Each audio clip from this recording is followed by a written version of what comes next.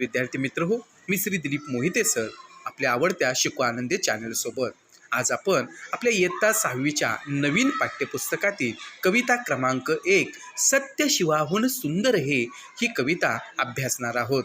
शब्दार्थांसह सोप्या भाषेत संपूर्ण कवितेचा भावार्थ मी तुम्हाला समजून सांगणार आहे.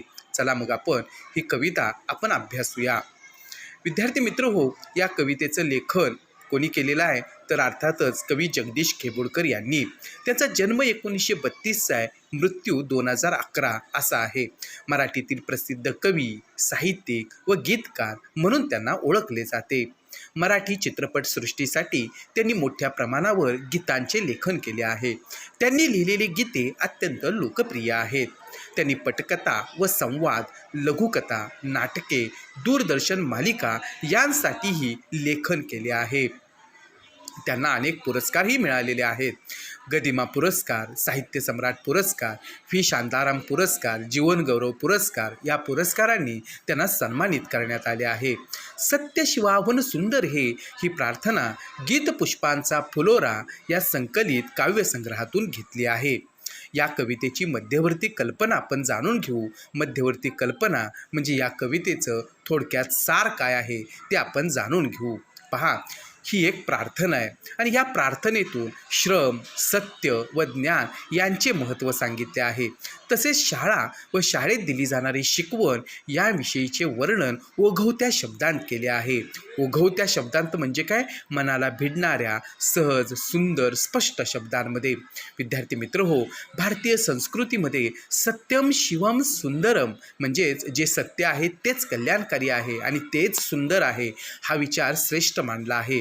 या कवितेत कवींनी ज्ञानमंदिराला म्हणजेच शाळेला या मूल्यांपेक्षाही म्हणजे सत्य, शिव ही जी मूल्य आहेत की जी पवित्र आहेत, श्रेष्ठ आहेत, या मूल्यांपेक्षा सुद्धा श्रेष्ठ मानलं आहे. म्हणजे आपण ज्या शाळेत शिकतो ती शाळा किती पवित्र आहे, श्रेष्ठ आहे हे आपल्याला या कवितेतून लक्षात येईल, या प्रार्थनेतून लक्षात येईल. पहा, इथे ओळी सुरुवातीच्या दिलेल्या आहेत. ज्ञान दिल्याने ज्ञान वाढते, त्या ज्ञानाचे मंदिर हे सत्य शिवाहून सुंदर हे. आता या दोन ओळींमध्ये या ध्रुवपदाच्या ओळी आहेत आणि या दोन ओळींमध्ये जे शब्दार्थ इथं दिलेले आहेत ते तुम्हाला स्क्रीनवरती दिसत आहेत. आता मी जो भावार्थ सांगणार आहे तो भावार्थ हे शब्दांचे अर्थ लक्षात घेऊन तुम्ही सुद्धा समजून घ्यायचं आहे. तुमच्या वहीमध्ये हे सगळे शब्दार्थ तुम्ही लिहायचे आहेत. पहा, कवी या सुंदर अशा प्रार्थनेतून काय सांगतायत तर श्रम, सत्य व ज्ञान यांचं महत्त्व सांगतायत. ते म्हणतात की ज्ञान इतरांना दिल्याने नेहमी वाढते. ही शाळा म्हणजे अशा ज्ञानाचे पवित्र असे मंदिर आहे. हे मंदिर सत्य आणि शिवापेक्षाही कल्याणकारी आहे. म्हणजेच ही शाळा अशी जागा आहे जी सत्य आणि शिव यांपेक्षा सुद्धा अधिक सुंदर, श्रेष्ठ आहे. इथे मोलना धामाचे, मोती होतील घामाचे, सरस्वतीच्या प्रेमाचे प्रतिक्रम्य शुभंकर हे. पहा, या ओळींमधून कवी असं सांगतायत की या ज्ञानमंदिरात धनाला कोणतेही मूल्य नाही, स्थान नाही. इथे प्रामाणिक कष्टाला महत्त्व आहे. विद्यार्थी मित्र, हे प्रामाणिक कष्ट म्हणजे आपला प्रामाणिक अभ्यास. या अभ्यासाच्या कष्टातून गाळलेल्या घामाच्या थेंबांचे इथे मोती होतात, आपल्याला भरपूर यश मिळतं. हे मंदिर सरस्वती देवीच्या प्रेमाचे एक सुंदर आणि मंगल प्रतीक आहे. अशा पद्धतीनं आपली शाळा जी आहे ती कशी श्रेष्ठ आहे ते इथं सांगितलेलं आहे. पुढे ते असं म्हणतात, चिराचिरा हा घडवावा, कळस कीर्तीचा चढवावा, अज्ञानी तो पडवावा, थेंब आम्ही नच सागर हे. इथे कवी म्हणतात की ज्याप्रमाणे एक एक चिरा म्हणजेच दगड घडवून सुंदर वास्तू उभी राहते, त्याचप्रमाणे सुसंस्कारांनी प्रत्येक विद्यार्थ्याला घडवायचे आहे. आपल्या यशाचा व कीर्तीचा कळस या जगावर उंच चढवायचा आहे. जे अज्ञानी आहेत त्यांना ज्ञानी बनवायचं आहे.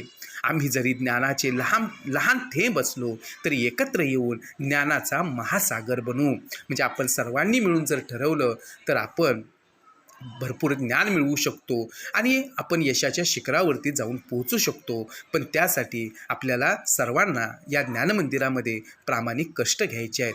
पुढे कवी म्हणतात, त्यागाला या नाव नसे, पुण्यवान हा देश असे, कल्पतरू हा उभा दिसे, त्या छायेतील मंदिर हे.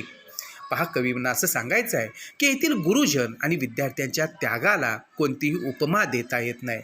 विद्यार्थी शिक्षक अतिशय समर्पण वृत्तीनं या ज्ञानमंदिरामध्ये आपापलं कर्तव्य पार पाडत असतात.